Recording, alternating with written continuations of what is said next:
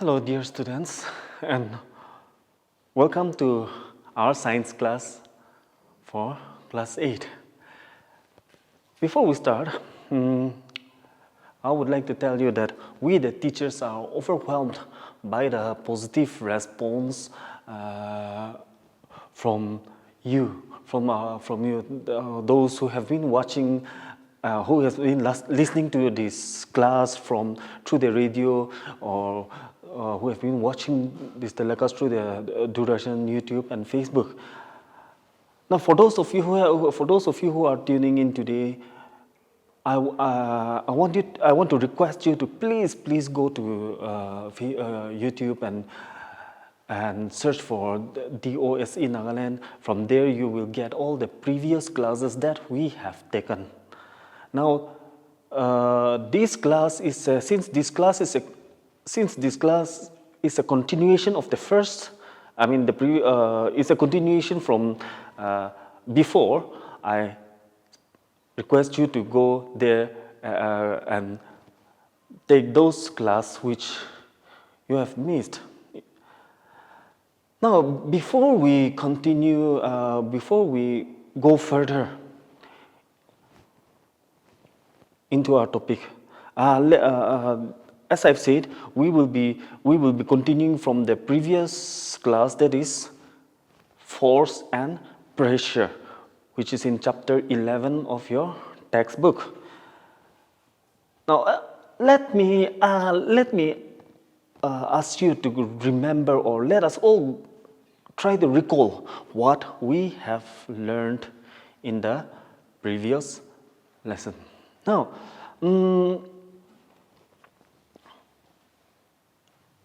we learned that there are certain kind of actions that we perform to make an object or to make a body move.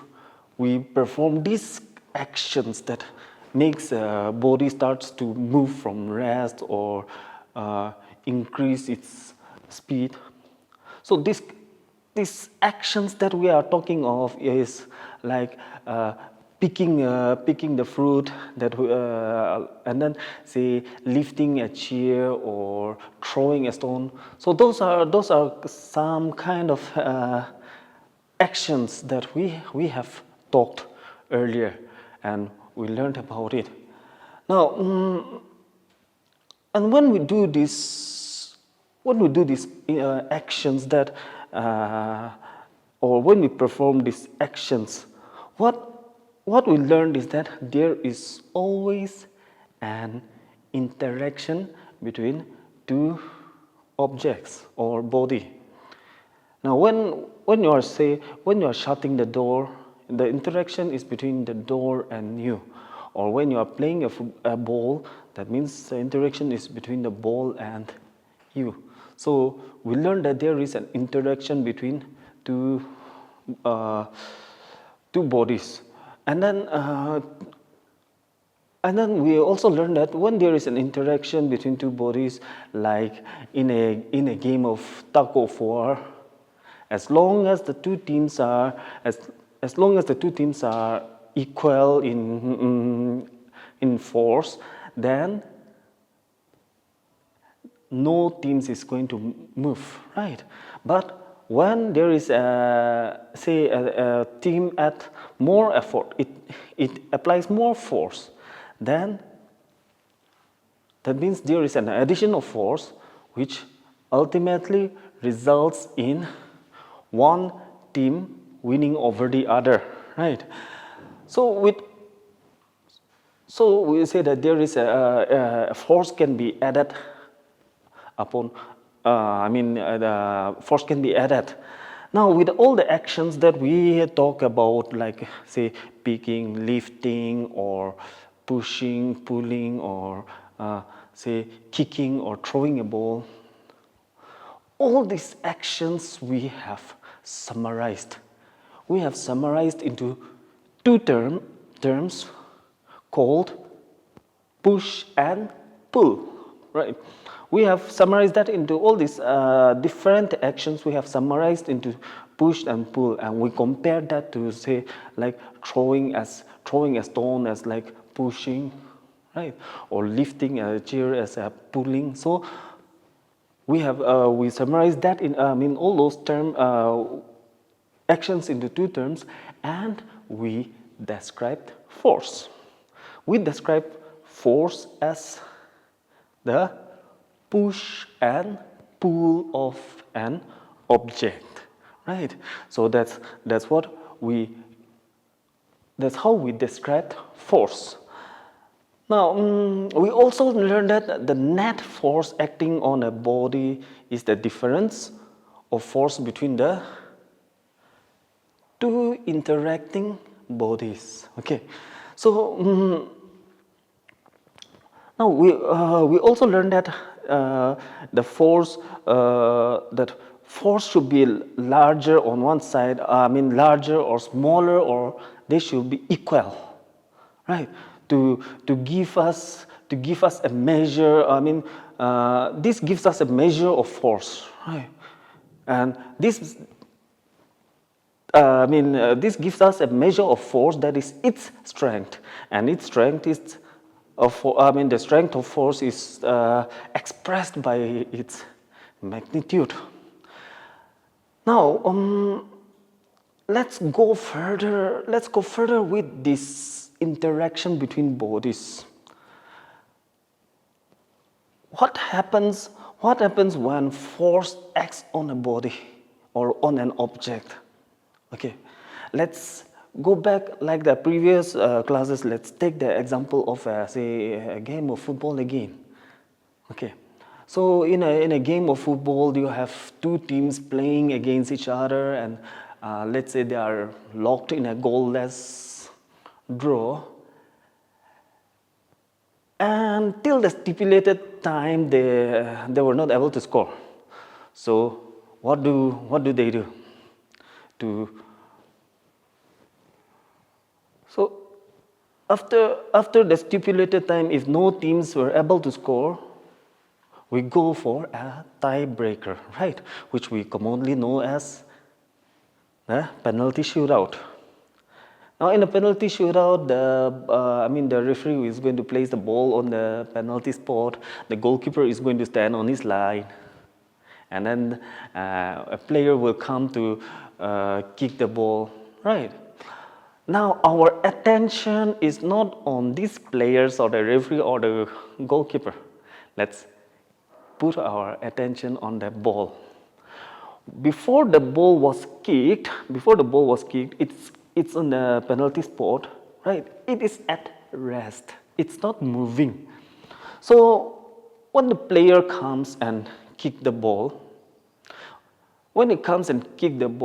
he's applying a force, right? He's applying a force which we can say is a push. Okay. So when he applies that force, the ball will start rolling or it will start flying towards the goal, right? Now let's say the goalkeeper. Let's see from the perspective of the goalkeeper again. The goalkeeper is either going to try to stop the ball, right, or he's going to push the ball away from the goal, so that the opponent cannot score. So when the goalkeeper is trying to stop the ball, he's applying the force, or when he's trying to push also, he's applying a force, or he has applied a force to push the ball away. So in all this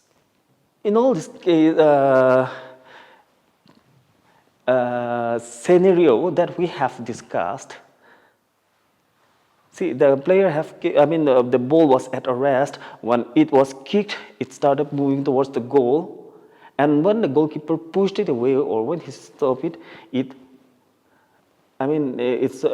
was stopped, or it's pushed away by the goalkeeper. So what are the observations that we have here? Now, initially, as we have said, the ball is at rest. When it's kicked, it started to move, and then when the goalkeeper stopped the ball or pushed it, the ball I mean, he stopped the ball. So, what we say that we observe that a force has been applied to applied so that an object may start to move, or an object may change its direction, or a moving object may stop, right? So we say that to make change to a change in motion of an object, we apply force. Now, when we are discussing on this, say, change in direction of motion, let's us assume that your ball, let's say a ball is rolling on the ground. Okay, you have rolled a ball in the ground. Now it's moving. Rolling forward. Now, what will you do to make it move faster? Either you kick the ball, right? You are going to apply more force by kicking, or if you are going to make the ball, increase its speed. That's what I was coming up with. We have to say kick the ball by applying more force. But if you apply force from the opposite direction, your ball is rolling forward, and you apply force from the opposite direction, what happens? The ball will slow down, right? The ball is going to slow down, or it's going to come to rest.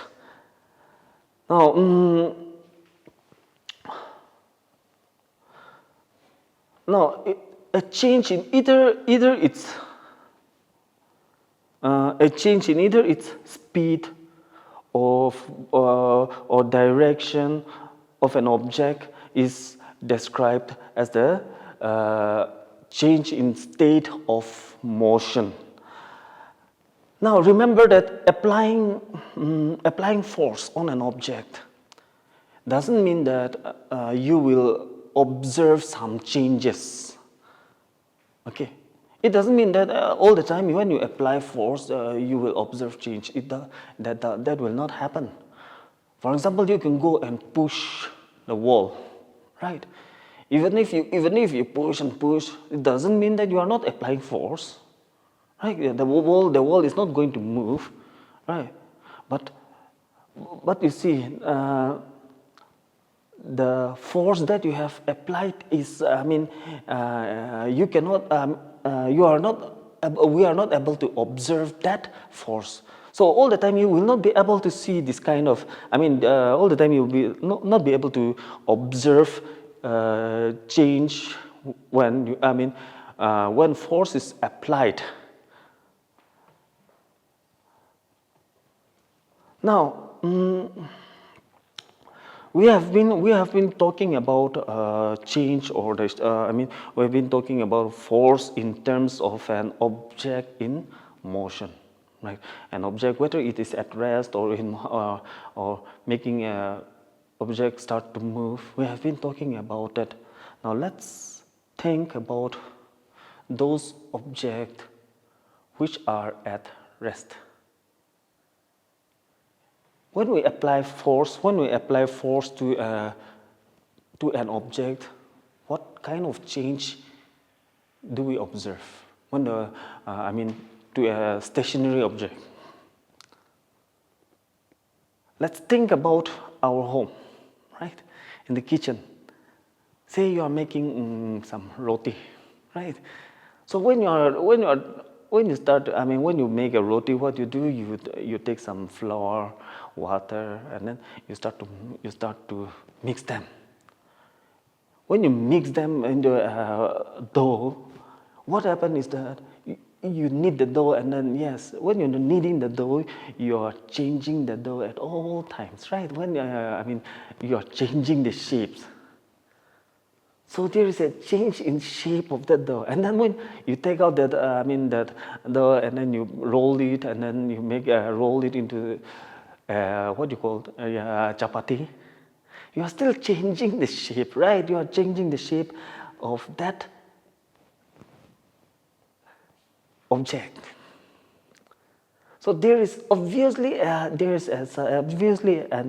application of force, and due to this force that you have applied, you are making that roti. You are able to make that roti, or say, we are able to change that shape. Now,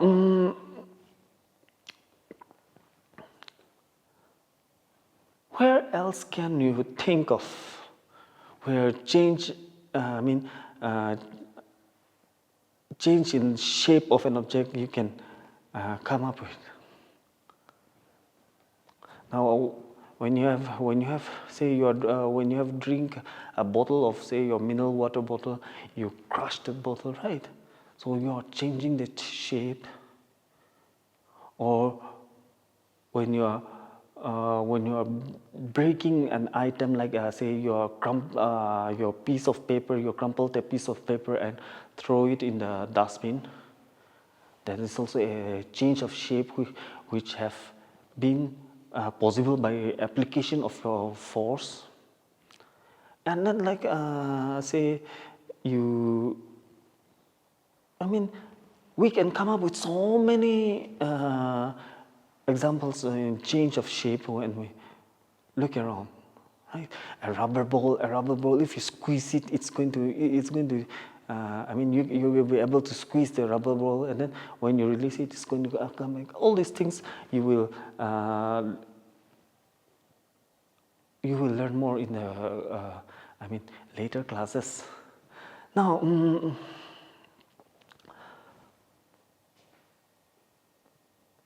what we have been discussing from all this is that we can conclude is that force, right?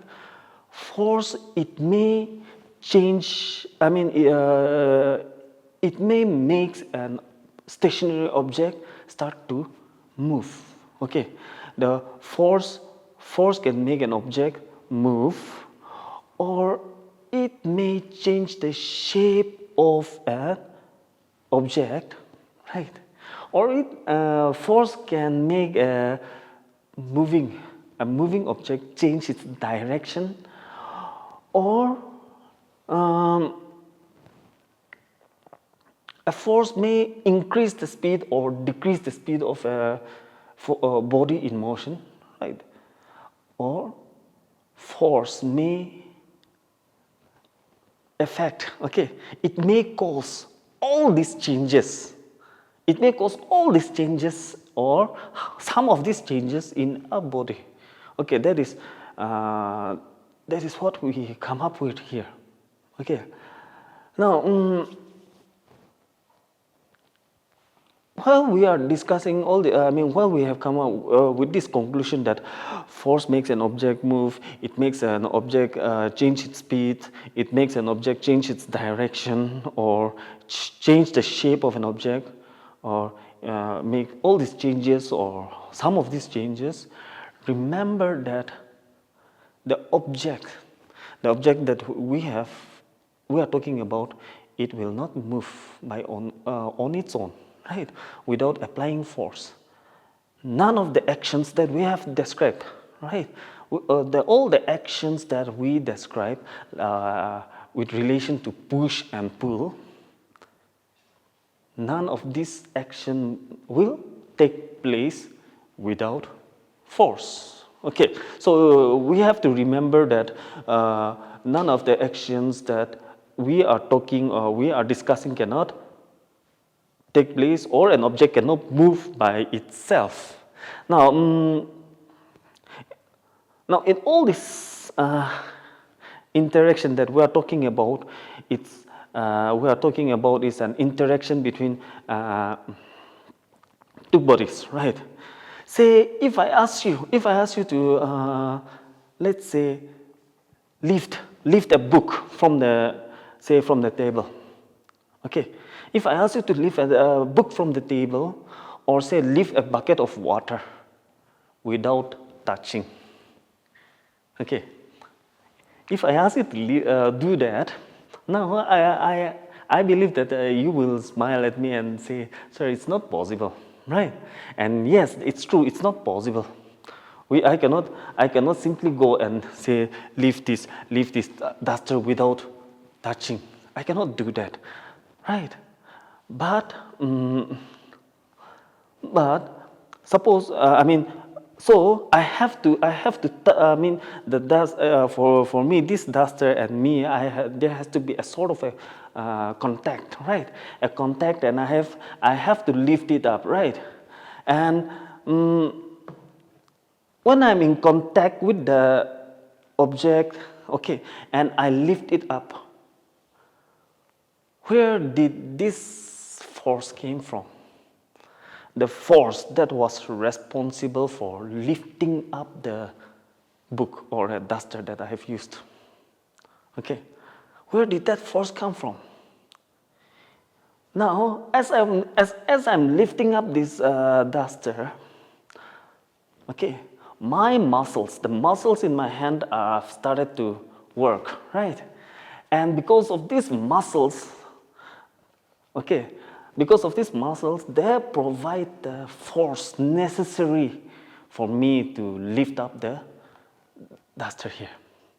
Or in your case, you can lift a book or a bucket of water because of your muscles. And your muscles is providing that force, right? Now, this force, this muscular force that we are describing about, it's not only available in human being, right? In all the animals that we talk about, they have that. They are using that muscular force. For example, you look at a bullock cart, right? The cow or the buffalo is pulling the cart with its limb, right? The muscles in its limb, or the horse carriage. The horse is pulling the carriage, right? Or let's think of another animal. Let's think of say a bird. When it flaps its wing, right? All the muscles in its forelimb are working, right, to provide the force so that the bird will be able to fly.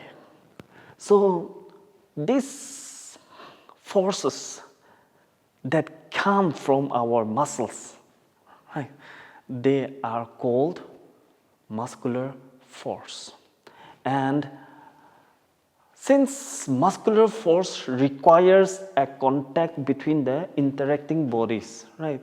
To lift the book, I have to touch the book, or to lift the bucket of water, I have to touch. So, since this type of force, this muscular force, since we have to be in contact with the the two interacting bodies have to be in contact, we call them as contact force. Okay. Now, apart from muscular force, can you think of some other forces which requires contact? Let's take an example of a ball again. We are using the example of a ball, right? Because it's easy to imagine a ball rolling. So let's take an example of a ball, and you have set the ball rolling on the ground. Okay. Yes. Let's say that there is no one on the ground to stop the ball. So you have set the ball, rolling on the ground, and as it keeps on rolling, what do you expect of the ball? The movement of the ball. What do you expect? Or what will you observe? Yes, the ball will. When you release the ball, it will rotate. It will roll faster, and then it will slowly it will slow down, and then eventually it will come to a rest. It will stop, right? But as I've said, there is no one on the ground, and you and your ball are alone in the ground, and there is no one to interfere with the ball. So why did the ball stop? Or why did it slow down and then it came to a stop? Or uh, why are you able to walk on the walk on the footpath without sleeping? Now, this is some kind of force which allows us to, I mean, uh, which allows us to do certain things. I mean, there are, say, it allows us to come to rest when we are in motion, okay, without applying any other kind of force, right? For example, when you are riding a bicycle, okay, you are riding a bicycle and then you stop pedaling, what will happen to the cycle? Eventually, after some time, your cycle will definitely come to rest. It's going to slow down and it is going to come to a rest, right? So, why is that happening? Or what force is acting on it to make that body come to a rest? We know that there are no other body which is applying the force, right? There is no one to stop. So why did the rolling ball come to a stop, or your cycle, right? Now, what could be this force that is making the ball come to rest? There is a kind of force which we call as friction, and because of friction, your ball has come to a rest. The force of friction has caused your ball to come to stop. Okay, when you roll the ball, and as there is a friction between the ball and the ground, your ball came to stop because of that friction. Otherwise, when you release the ball, just imagine if there's no friction, your ball will keep on rolling and rolling, right? It will keep on rolling and rolling now, I mean forever without friction. Or it will keep on going without, if there is no other interference. Or suppose, and I've said before, without friction, because of friction, we are able to walk on the footpath without sleeping, right? And then you may ask, why do we sleep on a wet floor or on a polished floor? That is because the force of friction is maximum when the surface is rough, right? And on a polished floor, it's smooth, so the force of friction becomes less. And but to study friction, we will be studying that in the next chapter. That is chapter 12. So we will not go into friction, the force of friction, but we will into details about it. Okay. Now, but let me also say that in friction, in this force of friction, the contact between the bodies, that is the surface of your ball and the surface of the ground that it is rolling on. Okay, they are interacting with each other. Your ball is rolling, the force that is acting is forward. Okay, now the force of friction that is acted on is the force of friction is opposite to the motion of the ball, right? The ball is rolling forward, the force of friction is opposite to it. So slowly and slowly your ball is coming to a rest and it comes to a stop. So that is why that's why your ball is coming to a stop. And as I've said, since there is contact between the two bodies, friction is also called a contact force. Now, is it essential for all the force? Is it essential for force to be in contact always? Well, the answer is no. There are some kind of force which doesn't require contact, but okay. But for that to learn more about it, we will take that lesson in the next classes. Now let us try to recapitulate try to remember what we learned today in this class. We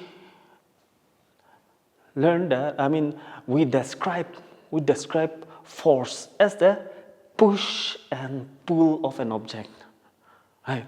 That is how we have described push and pull by using some examples of certain actions like picking, lifting, throwing, right, striking. All those with all those examples, we have described force as a push and pull of an object. Okay, now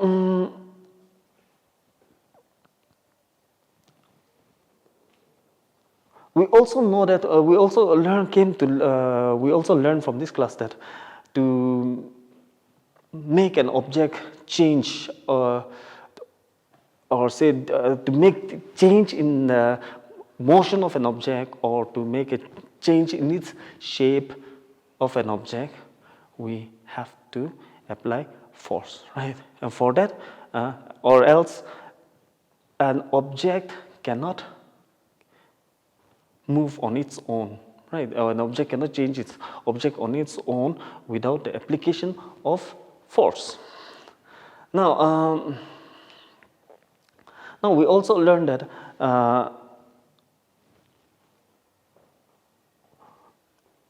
from our many discussions in this class, we have learned that force may change the it may make an object move from rest.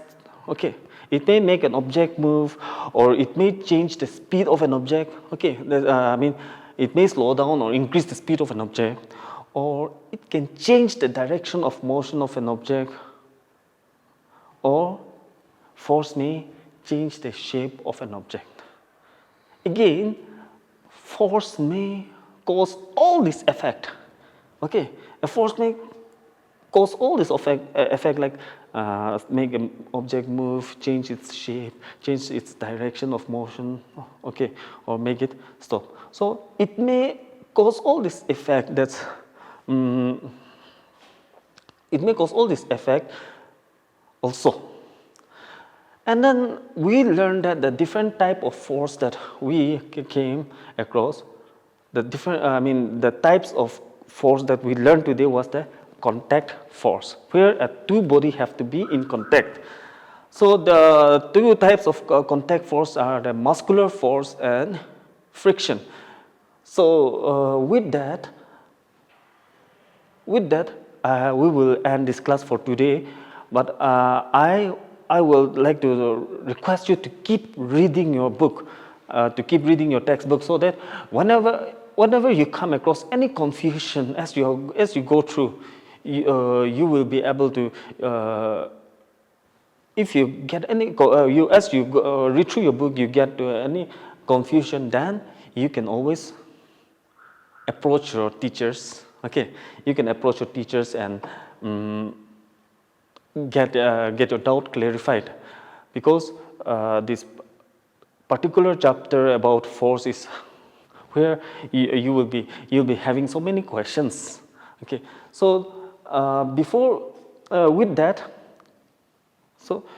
class resumes, normal classes resume, with that, I want to say I would ask you to please tune in again for the next classes, because we will still have pressure to go on.